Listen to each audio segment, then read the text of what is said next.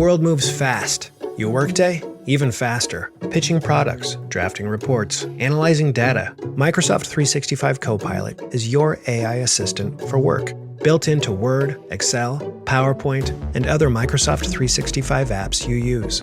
Helping you quickly write, analyze, create, and summarize. So you can cut through clutter and clear a path to your best work. Learn more at Microsoft.com/M365 Copilot. Protein is now at Starbucks, and it's never tasted so good. You can add protein cold foam to your favorite drink or try one of our new protein lattes or matcha. Try it today at Starbucks. Salut à toutes, salut à tous. Bienvenue sur In Flandersfield from Middelkerke to Wevelgem. Et là, vous dites, qu'est-ce qui se passe? Il a une attaque, faut que j'appelle les médecins. Non, c'est le nouveau nom de Gand-Wevelgem. Une autre course qui change de nom cette année, il y en a beaucoup.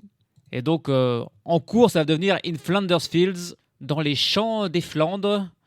C'est le nom d'un fameux poème écrit pendant la Première Guerre mondiale sur la bataille qui avait lieu dans cette région. Et la course qui traverse pas mal de ces lieux de cette Première Guerre mondiale. Et du coup, voilà, ils ont changé le nom pour rendre hommage un petit peu à tout ça. Ça s'appelle donc In Flandersfield, désormais, avec en plus le petit From Middelkerke to Wevelgem, parce qu'on arrive encore à Wevelgem, ça ne change pas, on part de Middelkerke, du coup. Et c'est une belle classique, souvent très indécise. Elle est longue, elle fait plus de 240 km. Donc il y a de la distance, les 130 premiers kilomètres sont plats, avec deux petits secteurs pavés sans grande importance. Par contre, après, ça devient beaucoup plus dur. On a 9 ascensions, et dont 3 fois l'ascension du Kemmelberg.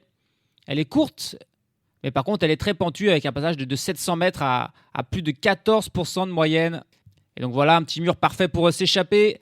Le dernier passage sur ce Kemmelberg sera situé à 35 km de l'arrivée, qui eux seront sur le plat et qui laisseraient des possibilités à un retour et à un petit regroupement sur les hommes qui seraient à l'avant.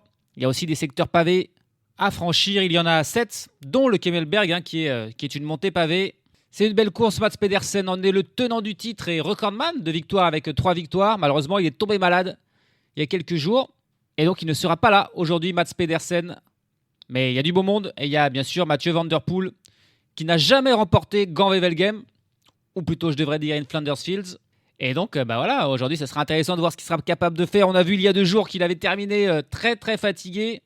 Du coup, il est le favori aujourd'hui. Mais voilà, il n'est pas l'ultra favori. On sent que... il pourrait être repris dans le final s'il s'isolait dans la dernière ascension du Kemmelberg.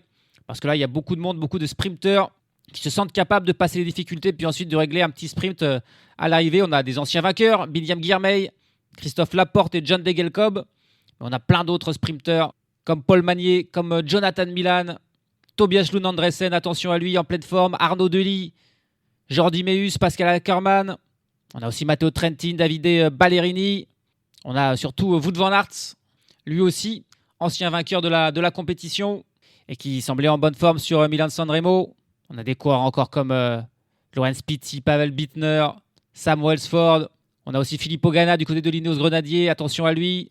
Alors Louis Salar, Carlos Carnal, Ivan Garcia Cortina, un trio de sprinteurs pour la Movistar avec en plus Roger Adria, Matej Moric qui sera là pour la Bahrain Victorious, Jasper Philipsen. Dans l'Alpecin Première Tech sera là aussi. Il n'y aura pas que Van Der Poel, il y aura aussi la carte Philipsen. Et puis on a aussi les déçus, ceux qui se sont ratés à la fin de la Classique 3, Jonas Abrahamsen, Florian Vermeersch, qui seront là, qui vont tenter de se rattraper aujourd'hui. Bref, du beau monde et du suspense pour cette classique. Chute de Bellocchi juste devant Armstrong qui est parti dans le terrain. Et attaque de Pierre Roland. Voilà ce que nous disons depuis le début de ce Tour de France. Une chute terrible. Christopher Froome à pied. Mais quelle image du Tour. On n'a jamais vu ça. 100% cyclisme, le podcast du vélo en direct.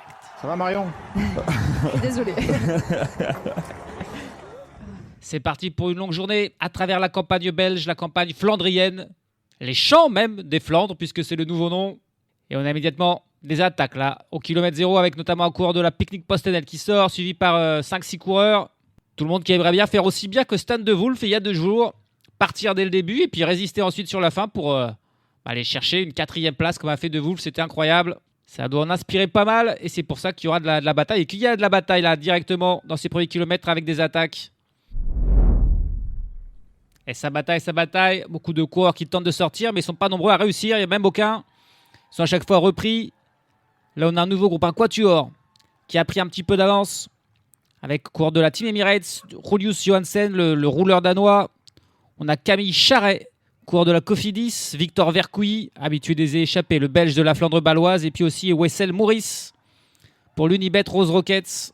Lui qui avait formidablement travaillé pour Dylan Groenewegen sur le Tour de Bruges. 4 coureurs qui ont un petit peu d'avance, mais les attaques qui continuent derrière. Il y a beaucoup de monde, encore une fois, qui veut être à l'avant aujourd'hui.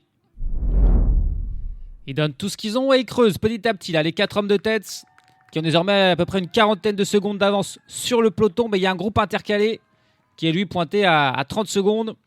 Un autre groupe de 4 coureurs avec Dries de Bondt pour la Jayco Alula. Avec Artish De Vries, un autre coureur de l'Unibet Rose Rockets. Jules Esters, autre coureur de la team Flandre baloise. Et puis Fritz Bisterbos pour la Picnic Postenel. On est parti depuis une quinzaine de kilomètres. Et on commence à voir les plus gros écarts depuis le début de cette course. Le peloton qui a arrêté de poursuivre. Et on aura donc notre échappée du jour qui va se former. Les 2 groupes qui se rejoignent. Ils seront bien plus forts 8 ensemble qu'à 2x4. Et l'écart qui est rapidement grandi là. Désormais, il y a 3 minutes. 3 minutes et 5 secondes d'avance. Le peloton qui ne roule plus du tout. On est à 220 km de l'arrivée. Et on laisse partir ces 8 coureurs donc à l'avant.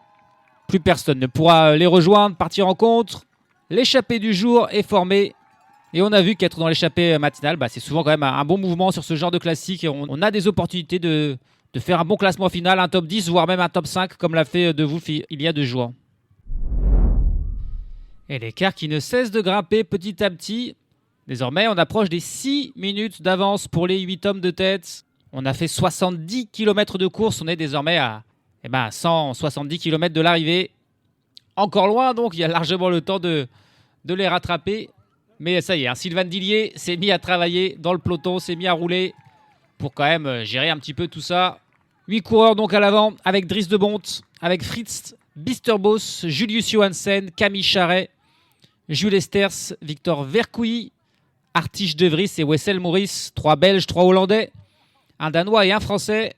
Et pas beaucoup de victoires au compteur puisque seul Artish De Vries avec un succès et Dries de Bondt qui lui en a remporté 7, ont déjà remporté des victoires professionnelles. Tous les autres sont à 0. Et donc du coup, bien sûr, on va s'intéresser à Dries de Bondt, le belge de la Jayco Alula. Lui qui a commencé sa carrière au niveau continental dans une petite équipe belge, la Véranda Willems Cycling Team, avant de rejoindre la Corendon Circus, toujours au niveau continental. Mais cette Corendon Circus, elle est ensuite devenue l'Alpecin Phoenix, puis l'Alpecin de Koenig. Et aujourd'hui, elle est l'Alpecin Première Tech, mais il n'en fait plus partie, puisqu'il a quitté cette équipe en 2024 pour rejoindre la Decathlon. Et après 2 saisons à la Decathlon, il est une nouvelle recrue de la team Jayco Alula cette saison, Dries de Bondt. 7 victoires, mais une seule au niveau World Tour, mais c'était une belle victoire. C'était sur le Giro. Il a remporté la 18e étape du Giro 2022, une échappée victorieuse. Il avait réglé un groupe de 4 coureurs au sprint devant Eduardo Affini, Magnus Cort et Davide Gaburo. Largement la plus belle victoire de sa carrière, sinon ce ne sont que des victoires sur des courses d'un jour en Belgique. Il a aussi été champion de Belgique de la course en ligne, c'était en 2020. Il a aussi remporté une étape de l'étoile de Bessèges. Voilà pour le palmarès de Dries de Bondt. 34 ans, coureur très expérimenté. Même s'il n'a fait que 3 grands tours dans sa carrière, malgré son âge avancé. C'était 3 fois le Giro, avec en plus une victoire d'étape au compteur. L'an passé, on se rappelle, il avait aussi fait le Giro et il avait surpris tout le monde en travaillant pour Richard Carapaz alors qu'il n'était pas du tout dans son équipe, parce qu'il était à la recherche d'une nouvelle équipe pour la saison prochaine. Et finalement, c'est pas l'IF de Carapaz qui l'a rejoint, mais c'est la Jayco Alula. On l'a par contre plus vu sur les monuments. C'est plus un coureur de classique, évidemment, Dries de Bondt, que de classement général. 3 fois Paris-Roubaix, 3 fois Milan-San Remo et 6 fois le Tour des Flandres. 22e de Paris-Roubaix, c'était l'an passé et c'était son meilleur résultat. C'est un coureur qui se bonifie un petit peu presque avec l'âge, Dries de Bondt. Et aujourd'hui, s'il y en a un qui peut faire une Stan de Wolf, à savoir résister le plus longtemps possible et être là dans le final, c'est certainement lui, car il est clairement le membre de cette échappée avec le plus de références, le plus d'expérience, peut-être aussi le plus de talent. Il sera à suivre, Dries de Bondt. Et là, en plus, il a 6 minutes d'avance, donc il a le temps de voir venir, tout comme ses compères d'échappée. Et attention, là, il y a une chute. Petite chute dans le peloton avec plusieurs coureurs. Et on a Max Kanter pour l'Exis Astana Team.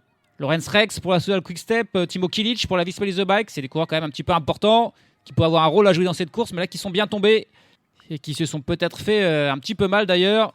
Au moment où le rythme du peloton accélère sous l'impulsion de l'Alpecin Première Tech pour diminuer l'écart sur les échappées, là, qui était trop important, 6 minutes. Là, c'est déjà en train de redescendre sous les 5 minutes.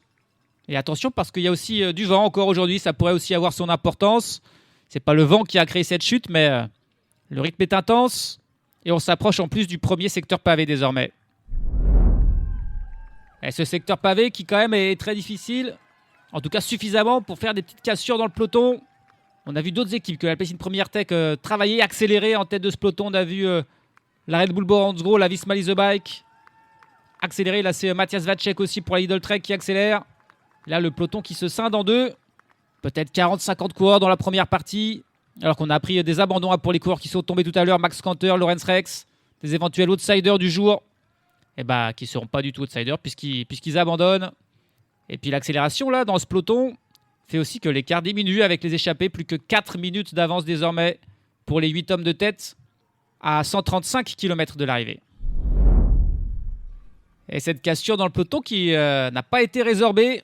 Et désormais, il y a 30 secondes d'écart entre la première partie du peloton et la seconde partie du peloton. Et là, ça roule très très vite. On roule très vite dans la première partie pour éviter que la seconde partie ne revienne. On roule très vite dans la seconde partie pour tenter de revenir sur la tête de la course. Et ça fait mal aux échappés qui avaient 6 minutes d'avance. Et là, ils n'en ont plus qu'une. Ça a complètement fondu parce que les échappés continuent sur leur rythme tranquille d'échapper en pensant que ça reviendra plus tard. Et non, on n'est toujours pas dans les premières ascensions. Elles vont arriver très bientôt. Par contre, mais voilà, l'écart est quasiment réduit à néant. Parmi les coureurs qui sont dans le bon coup, dans la tête de la course, on a Paul Magnier, on a Mathieu Van Der Poel et Jasper Philipsen, on a Matej Mohoric, Arnaud Delis. On a beaucoup de coureurs pour la Red Bull avec Jordi Meus, avec Pitti, avec les frères Van Dierck. Wout van Aert est aussi là, Florian Vermeersch, Jonas Abramsen et Soren Verheydscold, Matteo Trentin ou encore Anthony Turgis. Ouais, les coureurs qui sont dans le bon coup. Par contre, Binyam Girmay, Tobias Lund Andresen, Jonathan Milan ou encore Filippo Ganna, eux sont dans le groupe à l'arrière, sont piégés et tentent de revenir petit à petit. Mais voilà, ça va leur coûter des efforts. Alors qu'on se rapproche de la première des vraies difficultés du jour, le Bannenberg. C'est 1 km, mais c'est à 7% de moyenne. Allez, il y a un regroupement quand même, le groupe des piégés qui revient. On avait aussi Matthew Brennan dans ce groupe des piégés. Mais ils ont perdu des forces très clairement dans cette poursuite. Ils reviennent dans l'ascension du Monteberg, 1 km à 5%. Et juste derrière, il y aura le premier passage sur le Kemmelberg, cette montée pavée, avec des passages à plus de 10% de moyenne. Ça va faire mal aussi aux pauvres échappés qui n'ont plus que 40 secondes d'avance sur le peloton. Mais alors là, le peloton, maintenant que le groupe de l'arrière est revenu, on ralentit un petit peu, on reprend des forces. On essaie de remonter son leader avant de réaccélérer très bientôt dans ce Kemmelberg. Allez, le premier passage dans ce Kemmelberg et c'est compliqué. Il n'y a pas la place pour tout le monde, ça ralentit et des coureurs qui doivent poser pied à terre. Là, à l'arrière, même si personne n'a attaqué, c'est monté plutôt en train. Si on a quand même Ben Turner là, pour Ineos Grenadier qui a pris quelques longueurs d'avance sur le peloton. Mais on va dire que c'est monté quand même relativement tranquillement. Tout le monde qui doit reprendre des forces. Là, après la longue course-poursuite qu'il y a eu sur la plaine, dans le vent. Là, désormais, on est dans les petites montées, dans la forêt. C'est une phase de course complètement différente. Mais clairement, le peloton qui n'a pas explosé. Alors, par contre, tout le monde arrive à 1. Parce que la descente ici, on peut passer qu'à 1. Tout simplement, c'est une toute petite route. Je suis même pas sûr qu'une voiture puisse passer. C'est donc dangereux. Et puis, c'est aussi là où des cassures peuvent se faire parfois dans cette descente. Parce que c'est impossible de doubler, tout simplement. Et les échappés qui maintiennent du coup leur écart de 40 secondes, puisqu'ils sont montés à peu près à la même vitesse que le peloton qui n'a pas été trop intense. On a un coureur qui a lâché dans l'échappée, par contre c'est Jules Esters pour la Flandre baloise, qui n'en fait plus partie. Ils sont plus que 7 désormais à l'avant, mais voilà, les espoirs de faire comme De Wolf il y a 2 jours sont compliqués, parce qu'on est encore très loin de l'arrivée, là, 88 km. Beaucoup d'attaques dans le peloton.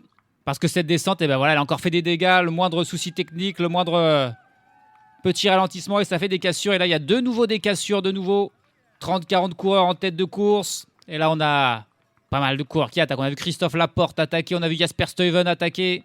On a vu Florian Vermeersch, là c'est Gianni Vermeersch qui attaque. Avec Yevgeny Fegorov, avec Florian Sénéchal. Et derrière, ça repart en compte, ça continue de suivre. Bref, il y en a un petit peu de partout. Parce que là, on est de nouveau dans une phase toute plate, offerte au vent. On va arriver à un enchaînement de 3 secteurs pavés qui sont plats et qui pourraient peut-être accentuer les écarts qui sont en train de se faire. Alors que le groupe La Flavian Sénéchal est repris par, on va dire, la première partie du peloton. Mais il manque du monde encore dans ce groupe. Notamment, il me semble, Mathieu Brennan, qui encore une fois n'est pas dans cette première partie-là. Il est en retard pour l'instant sur tous les coups, Mathieu Brennan. They say you should learn something new every day.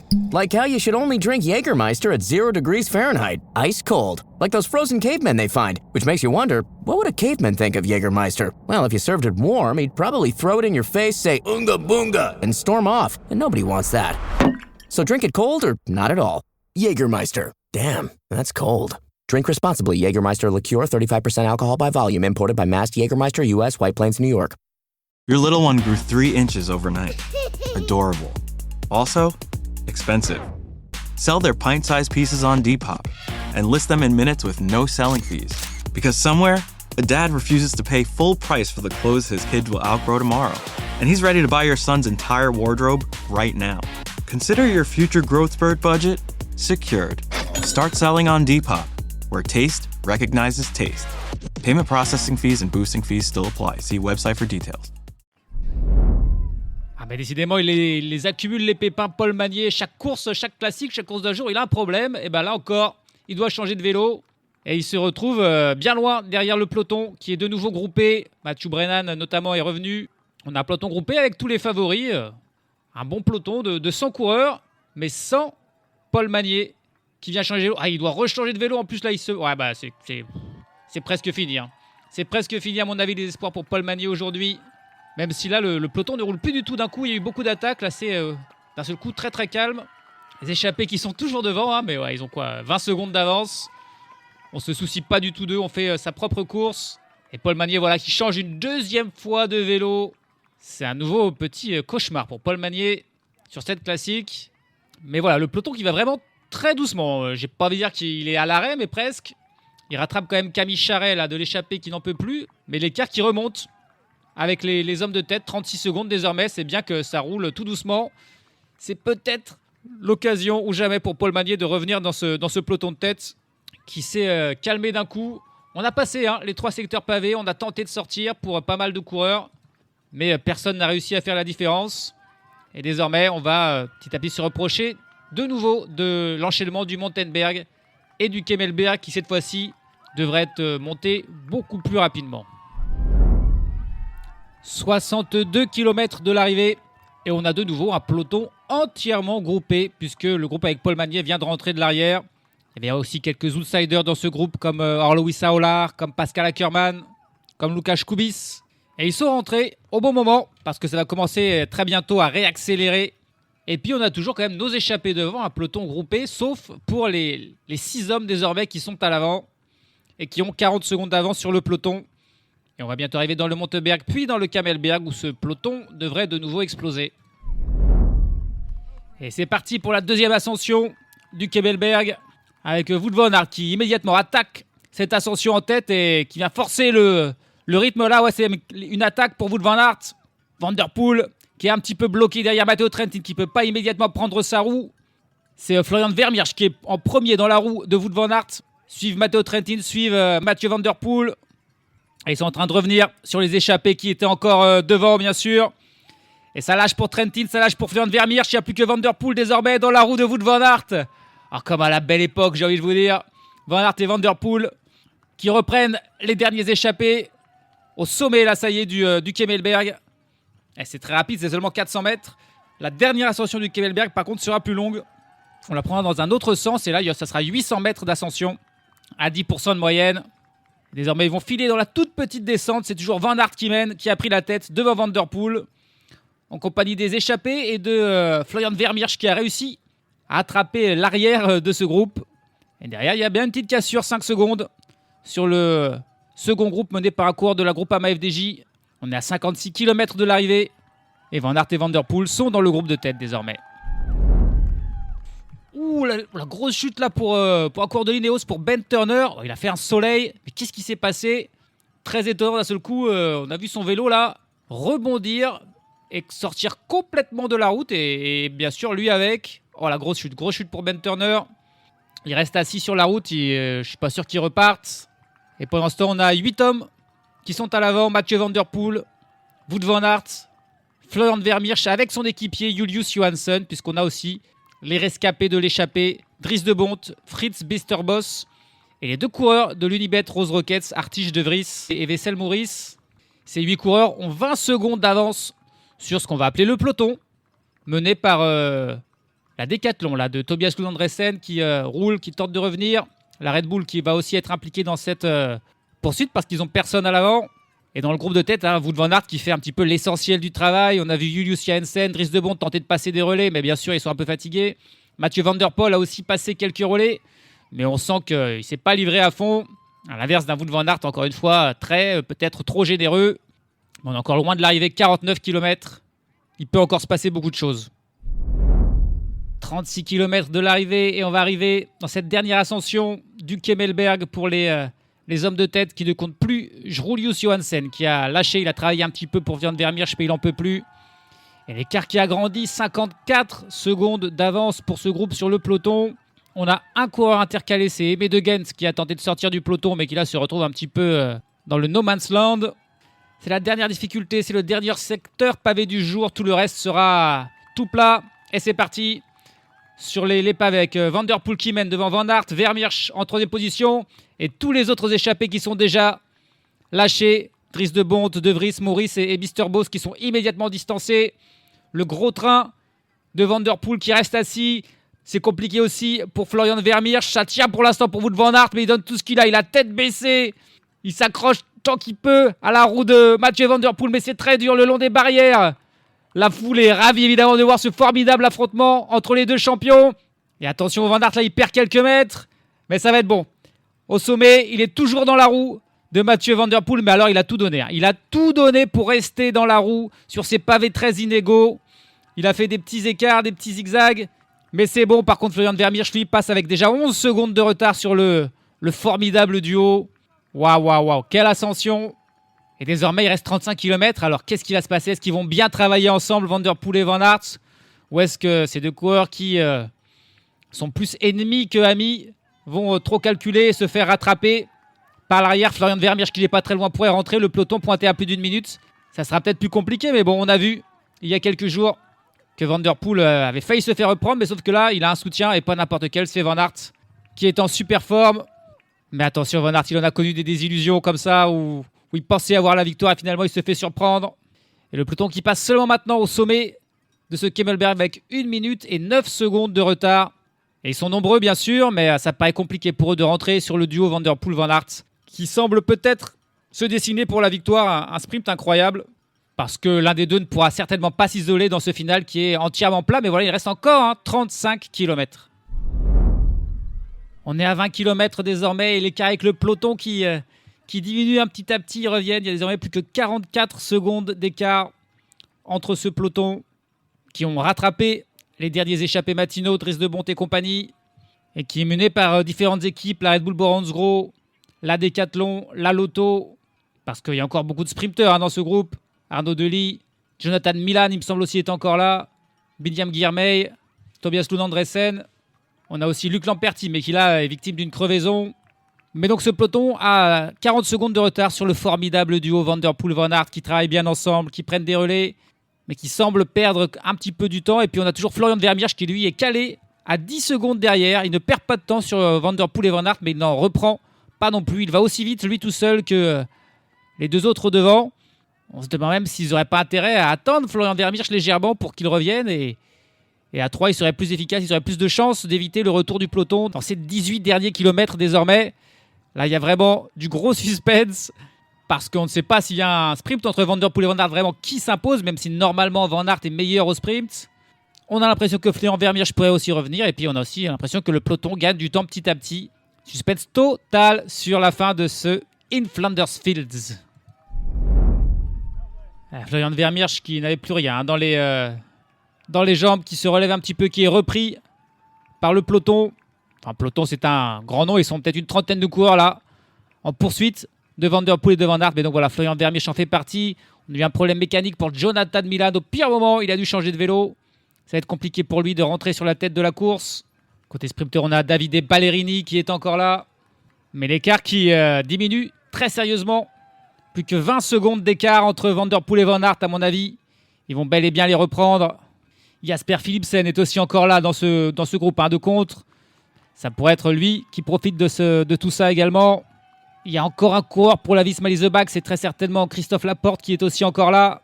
Au moment où Van Der Poel et Van Aert passent la ligne des 10 km, mais il va falloir qu'ils accélèrent s'ils veulent aller chercher la victoire, ces deux-là.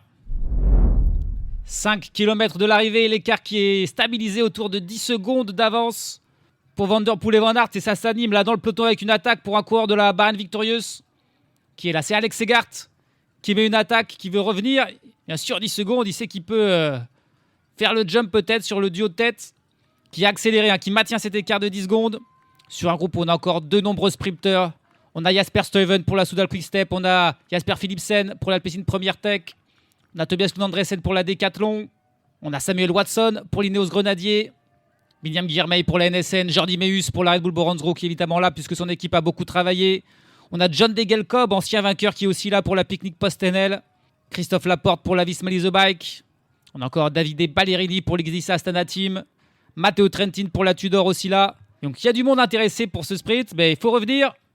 Et là, c'est pareil, on commence un petit peu à calculer dans ce final. On ne veut pas tout livrer pour pouvoir garder des forces pour le sprint, mais il faut revenir sur le duo de tête. Et là, il y a Segart qui fait un super travail. Le coureur de la Bahreïn qui est vraiment plus très loin de revenir sur Van Der Poel et Van Aert. 4 km de l'arrivée désormais. Et j'ai l'impression qu'il regagne un tout petit peu du temps. D'ailleurs, là, le duo Van Aert-Van Der Poel, 14 secondes annoncées désormais. Au moment où Alex Segart, au prix d'un terrible effort, parvient à reprendre la roue. Ouais, ça y est, on a un trio à l'avant avec Van Der Poel et les Belges Wout van Aert et Alex Segart. Alors, on l'avait pas vu venir ce retour d'Alex Segart, c'est très bien joué. Mais là, il va falloir qu'il reprenne un petit peu son souffle, parce qu'il a fait un gros effort. L'énorme travail de Filippo Ganna dans le peloton qui est encore là, qui travaille pour Samuel Watson pour tenter de revenir sur le trio à la tête. Plus que 6 secondes d'écart, on vient de passer la banderole des 2 km. Le suspense est total. Il ne faut pas se relever devant, il ne faut pas commencer à calculer, mais il ne faut pas non plus se relever derrière. Et là, c'est vraiment Ganna qui fait le travail pour tout le monde. Et c'est même Ganna qui est en train peut-être d'enterrer les espoirs de Van Aert, de Van Der Poel et d'Alex Segart. Plus que 4 secondes, 1 km 400 de l'arrivée. Et le problème, c'est qu'ensuite, il n'y aura plus personne, bien sûr, pour lancer Samuel Watson du côté de l'Ineos Grenadier. Au moment où Ganna, il est en train de revenir sous la flamme rouge. Cette fois-ci, Ganna, il ne fait pas la même erreur que Florian Vermeersch ou que Jonas Abrahamsen et Per Strand-Hagenes il y a quelques jours. Il revient jusque dans la roue de Van Aert et de Van Der Poel. Et par contre, il y a Alex Segart qui a attaqué et qui n'a pas encore repris. Lui, Alex Segart, il a encore 15-20 mètres d'avance. Et Ganna, du coup, qui doit continuer son effort. Il était content d'avoir pris Van Der Poel et Van Aert, mais il y a encore Alex Segart qui est à l'avant. Allez, on a la Decathlon qui prend le relais parce que, bien sûr, Tobias Lund Andresen est là et se pose comme un des favoris. Jasper Philipsen aussi qui est encore là, qui a Florian Sénéchal pour le lancer. Mathieu Van Der Poel va peut-être pas pouvoir l'aider, mais on a encore aussi Binyam Guillermey, on a Luca Mozzato et Trentin pour la Tudor. C'est parti pour la Decathlon AG2R qui va lancer. Tobias Lund Andresen, Samuel Watson aussi très bien placé.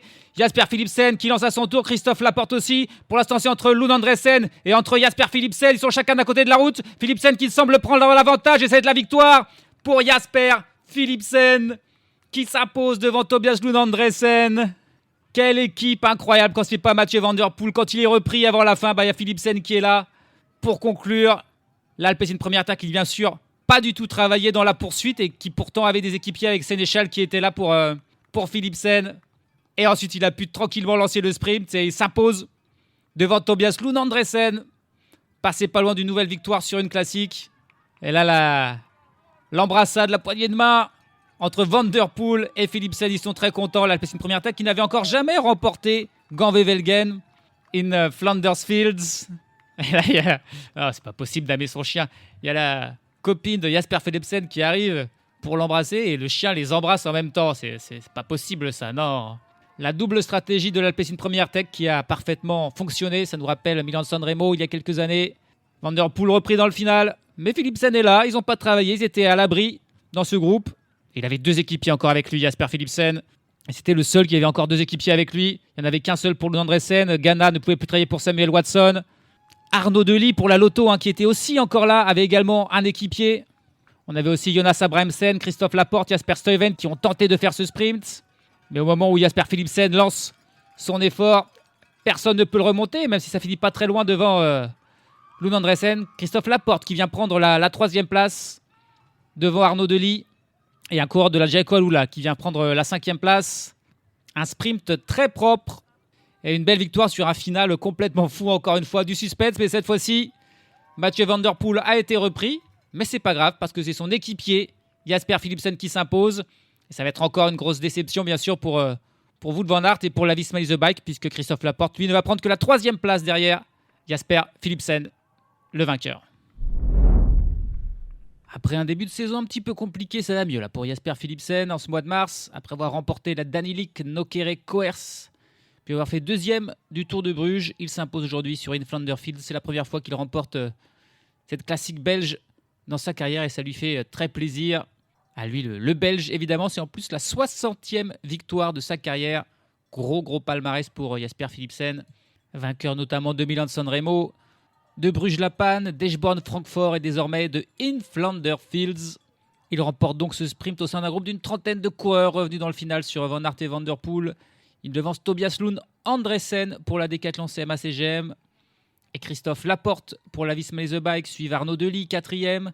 C'est Robert Donaldson pour la Jayco Alula qui vient aller chercher une surprenante et une belle 5e place. Il devance un duo de la Tudor, Matteo Trentin et Luca Mozzato. Aimé de Ghent pour la Pinarello Q36, 5 et 8e devant Jonas Abrahamsen de l'Uno-X et Jasper Stuyven pour la Soudal Quick-Step qui complète ce top 10. William Girmay était là, mais il n'a pas très bien réussi à sprinter. Il termine seulement 21e. Alors que Wout van Aert et Mathieu Van Der Poel, évidemment, ils n'avaient plus de jambes. Ils finissent 30 et 35e. Des petites déceptions pour Soren Verenskold, absent dans le final, qui termine 45e à 1,57. La malchance de Luc Lamperti, qui a eu un problème dans le final et qui n'était pas là, 52e. De même pour Jonathan Milan, qui termine dans un gros groupe à plus de 5 minutes, en 94e position, en compagnie notamment de Paul Magnier, qui encore une fois aura eu de la malchance avec des soucis techniques sur cette classique. Ça commence à devenir quand même un petit peu inquiétant pour le Français. 120 coureurs ont terminé cette course. Il y a donc eu au moins une 50aine d'abandons.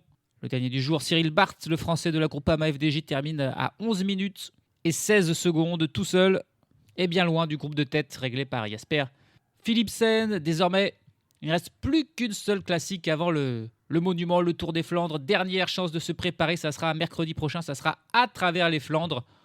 Un autre espèce de mini Tour des Flandres. On sera toujours sur les mêmes routes, mais à chaque fois par des passages un petit peu différents. Ça sera la dernière grande répétition avant donc le Tour des Flandres. Mathieu Van Der Poel ne devrait pas y être, mais on devrait avoir Wout van Aert, on devrait avoir le vainqueur aujourd'hui, Philipsen. On devrait avoir Mats Pedersen s'il est suffisamment remis. Et la plupart aussi des protagonistes du jour seront là pour ce à travers les Flandres. Salut à tous, salut à toutes.